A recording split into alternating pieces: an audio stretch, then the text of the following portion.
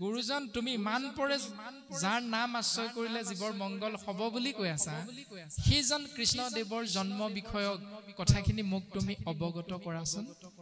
এনেকৈ জানিব বিচৰাৰ লগে লগে পদে খুব সুন্দৰভাৱে প্ৰকাশ কৰি আছে আমাক ৰাম শুনি মুনি বুলি লন্ত ধন্য পৰীক্ষিত মাধৱৰ কথা তই একান্ত ভৈল চিত কৃষ্ণৰ চৰিত্ৰ আবে শুনিও উৎসুকে এহি বুলি কহিবা কৱাৰম্ভিলা সুকে ৰাজন তুমি যি প্ৰশ্ন কৰিছা তাৰ বিষয়ে আমি কওঁ শুনা এই বুলি শুকগুৰুৱে আগবাঢ়িছে এই ৰাম উপজিলা ৰাজা শুয়া দৈত্য অসংখ্যাত বলৰদৰ পতে কৰে সন্তক বিঘাত তাৰ ভাৰ সহিবে নপাৰিব সুন্ধৰি ব্ৰহ্মাত শৰণ লৈলা ধেনু ৰূপ ধৰি এটা সময়ত যেতিয়া ভূখণ্ডত এটা সময় মানে সেই সময়টো দাপৰ যুগ বুলি কোৱা হৈছে সেই সময়খিনিত যেতিয়া ভূখণ্ডত ডাঙৰ ডাঙৰ দৈত্য অসুৰৰ বল বিক্ৰমত সাধু সন্তই ত্ৰাহি মধুসূদন দেখিব লগা হৈছিল তেতিয়াই বসুমতীৰ উদ্ধাৰৰ বাবে ভক্তক উদ্ধাৰৰ বাবে ভগৱন্ত পুৰুষে চিন্তা কৰিছে আৰু সেই চিন্তাটো ভগৱন্তই কিয় কৰিছে কাৰণ বসুমতীৰ নিচিনা এগৰাকী ভক্তই গাই গৰুৰ ৰূপ ধাৰণ কৰি তাৰ উত্তৰ বিচাৰি ব্ৰহ্মাৰ ওচৰত শৰণ গ্ৰহণ কৰিছে আৰু তেতিয়া ব্ৰহ্মাই কি কৰিছে পাছে ব্ৰহ্মাদেৱে দুখ দেখি পৃথিৱীৰ ত্ৰিদশ সহিতে গৈলা ক্ষীৰোদধি ব্ৰহ্মাই চিন্তা কৰি ৩৩ কোটি দেৱ দেৱতা ব্ৰহ্মা সহিতে বসুমতীক লগত লৈ ক্ষীৰ সাগৰৰ তীৰত গৈ উপস্থিত হল ও লাগিলা হা মন্ত্ৰে মাধৱক আৰাধিত শুনিলা আকাশী বাণী ব্ৰহ্মা সমাধিত ব্ৰহ্মাই ভগৱন্তক চিন্তা কৰিলে স্তুতি কৰিলে আৰু অন্তত আকাশবাণী প্ৰকাশ হল আকাশবাণীত কি বুলি প্ৰকাশ হল ব্ৰহ্মাদেৱে বুজিলে আৰু ব্ৰহ্মাদেৱে সেই সমস্তখিনি কথা ত্ৰিদশ দেৱতাৰ আগত প্ৰকাশ কৰিলে এই ৰামে পাছে ত্ৰিদশক ব্ৰহ্মা বুলিলা বচন বিষ্ণুৰ আদেশ শুনিও কদেৱগণ সেই ৩৩ কোটি দেৱ দেৱতা তোমালোকে শুনা মই যে অলপ আগতে পৰম ব্ৰহ্ম ইক্ষতত্বক চিন্তা কৰিলো তেওঁ মোক নিৰ্দেশ কৰিলে কি বুলি সংহাৰী বা হৰি পৃথিৱীৰ মহাভাৰ তুমি সবু খোৱা যদুকুলে অৱতাৰ তেওঁ অনতি পলমে সন্তক উদ্ধাৰৰ বাবে অৱতাৰ ধাৰণ কৰিব আৰু তুমৰা সবকো বসুদেৱৰ গৃহত তুমৰা সবকো যদুকুলত অৱতাৰ ধাৰণ কৰিবৰ বাবে ভগৱন্ত পুৰুষে নিৰ্দেশ কৰিছে বসুদেৱ গৃহত সাক্ষাতে নাৰায়ণ উপজিবা অৱশ্যে শুনিও দেৱগণ যে বসুদেৱৰ গৃহত গৈ সেই নাৰায়ণ তত্ত্বই জন্ম গ্ৰহণ কৰিব এই কথাটো শুনি দেৱতাসকল অতিশয় আনন্দিত হল তাৰ পাছত বিষ্ণুৰ আদেশে যোগমায়া ভগৱতী কাৰ্য সাধিবাক প্ৰতি হৈবা উৎপত্তি যোগমায়াৰ ফালে চাই ব্ৰহ্মাদেৱে নিৰ্দেশ কৰিছে যে বিষ্ণুৱে মোক এই বুলি কৈছে যে হে মায়া তুমি গৈ নন্দ যশোদাৰ গৃহত যোগমায়া হিচাপে জন্ম গ্ৰহণ কৰি ভগৱন্তৰ বিচৰা ধৰণে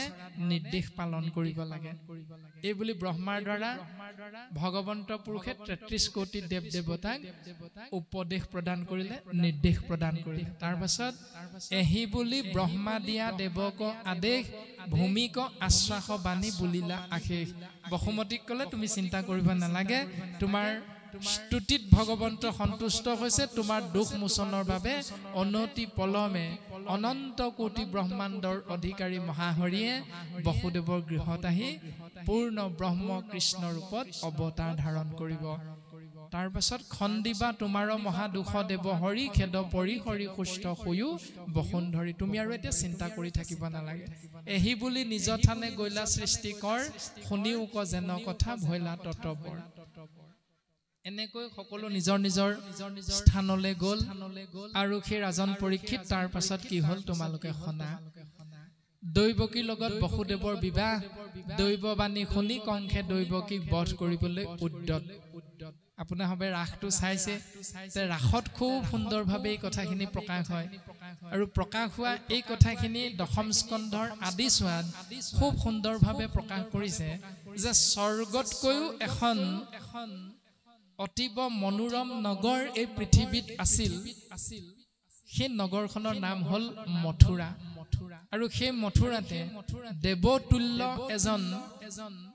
যদুবংশৰ ৰজা আছিল নাম যদুপতি সুৰ অৰ্থাৎ দেৱতাৰ সমান তাহানে তনয় বসুদেৱ মহামতী তেওঁৰ পুত্ৰ হ'ল বসুদেৱ আৰু সেই বসুদেৱৰ লগতে কংসই তেওঁৰ ভনীয়েক দৈৱকীক বিবাহ কৰাই দিছে আৰু সেই বিবাহ কৰাই দিয়াৰ পাছত কংসই সেই ৰথখনৰ বাঘজৰি নিজে হাতেৰে ধৰি ৰথখন চলাই গৈছে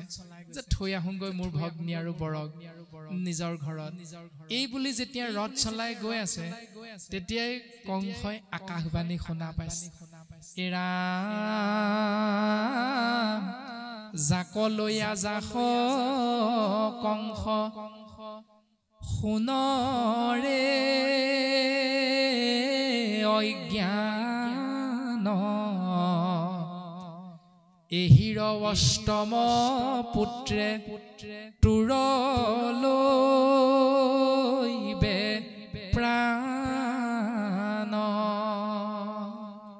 আমাৰতো আকাশবাণী কৰে ৰাস হলে মানে শুন খেৰ অবুধ কংস যি ভগিনী দৈৱকীৰ বিয়া পাতি আনন্দত আপোন পাহৰা হৈ নিজকে পাহৰিছ মূৰ্খ কংস তই সেই দৈৱকীৰ গৰ্ভজাত অষ্টম সন্তানে বধ কৰিব তোক অবলীলাক্ৰমে অষ্টম সন্তানে বধ কৰিব মানে কৃষ্ণ তত্ত্ব নাৰায়ণ তত্ত্ব কি নাৰায়ণ তত্ত্বই আহি যেতিয়া জন্ম গ্ৰহণ কৰিব আৰু তাৰ হাততেই তোৰ মৃত্যু হ'ব এতিয়া কংসক যে আকাশবাণী কৰিলে অবুধ কংস মানে অজ্ঞানী বুধ মানে জ্ঞান অবুধ মানে অজ্ঞান নিজকে পাহৰিছ মূৰ্খ কংস তই নিজক পাহৰি গলি নিজক পাহৰি যোৱা মানে তই যে আত্মা তই যে শৰীৰ নহয় এই কথাটো তই পাহৰি গলি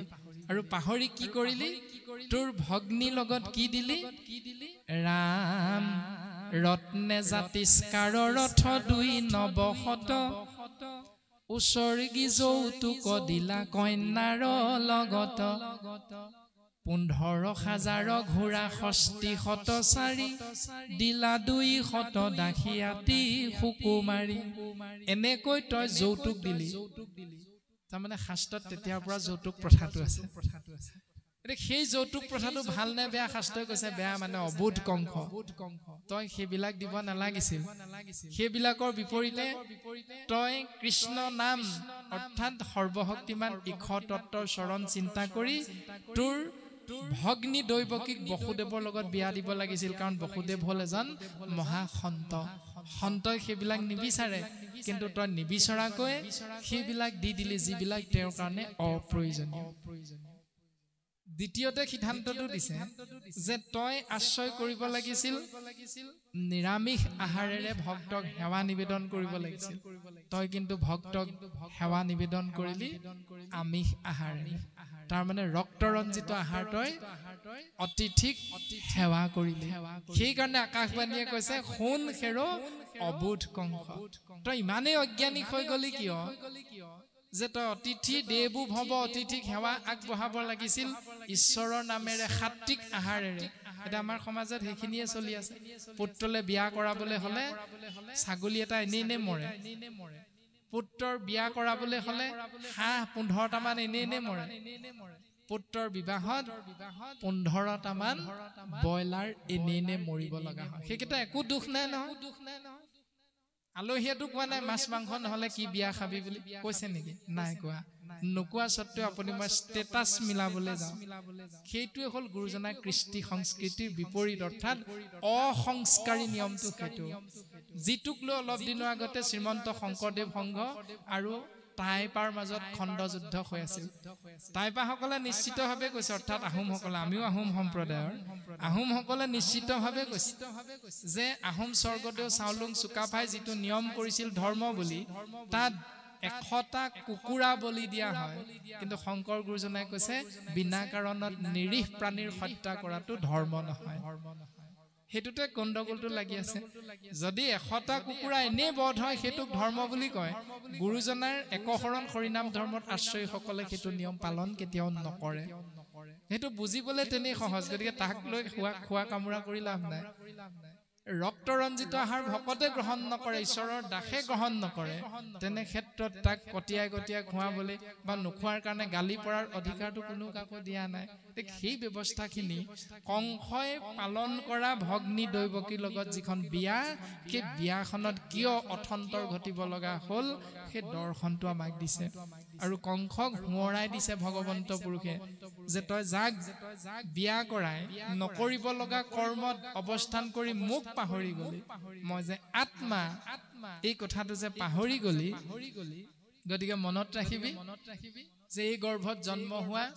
অষ্টম সন্তানে তোক কিন্তু বধ কৰিব তই হাৰিব নোৱাৰিব এই অপৰাধটোৰ কাৰণে আৰু সেইদিনাৰ পৰা কংসৰ অৱস্থাটো কি হ'ল আপোনালোকে জানে পদে আমাক খুব সুন্দৰভাৱে কথাখিনি প্ৰকাশ কৰিছে যে দৈৱকীক কংসই কাটিবলৈ লৈছে তাৰ পাছত বসুদেৱে নিজৰ ধৰ্মপত্নীক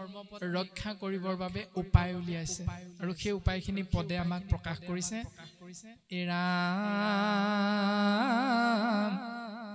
বসুদেৱে দেখৈ দৈৱকীৰ চিন্তে মাৰ অধম আচাৰ কংস ক্ৰূৰ কুলাংগাৰ উপশান্ত কৰি তাংক বুলিলা বচন শুনা মহাৰাজা ঘোষকুলৰ নন্দন কংসৰ বংশটো আছিল ঘোষ বংশ ভোজ বংশ ভোজ বংশ ঘোষ বংশৰ পুত্ৰ সেই ৰাজন কংস তুমি শুনাচোন আকাশবাণী কৰিলে যেনিবা তুমি ইমান অধৈৰ্য নহবাচোন ৰবা কংস তুমি যেন ৰাজা তাকত্ৰী জগতে জানে তোমাৰ গুণ কবীৰ সকলে বখানে তোমাৰ নিচিনা বীৰ পুৰুষ এই সময়ত দ্বিতীয়জন নাই জগতে জানে তুমি মহাবীৰ বুলি তোমাৰ গুণক মহা বীৰ সকলে স্বীকাৰ কৰে গতিকে ৰাজন পুনহতে ইহান চিন্তিবে খোজা মাৰ একে স্ত্ৰী জাতি আৰু ভগিনী তোমাৰ তুমি যাক বধ কৰিবলৈ উদ্যত হৈছা তেওঁ কিন্তু স্ত্ৰী জাতি স্ত্ৰীক বধ কৰাটো শাস্ত্ৰই কৈছে ৰৌ নৰকত পৰিব লাগে স্ত্ৰীক হত্যা তাৰমানে মহাপাপ অন্য হাতে দিয়াকৈ এওঁ তোমাৰ ভগ্নী মানে ভন্টি গতিকে দুইটাতে তোমাৰ পাপেই জড়িত হৈ আছে গতিকে তুমি ইমান বীৰ হৈ এনে পাপ কৰ্মত জড়িত হ'বলৈ কিয় বিচাৰিছা ৰাজন ৰবাচোন তুমি ধৈৰ্য ধৰা এই বুলি বসুদেৱে উত্তৰ প্ৰদান কৰিবলৈ গৈছে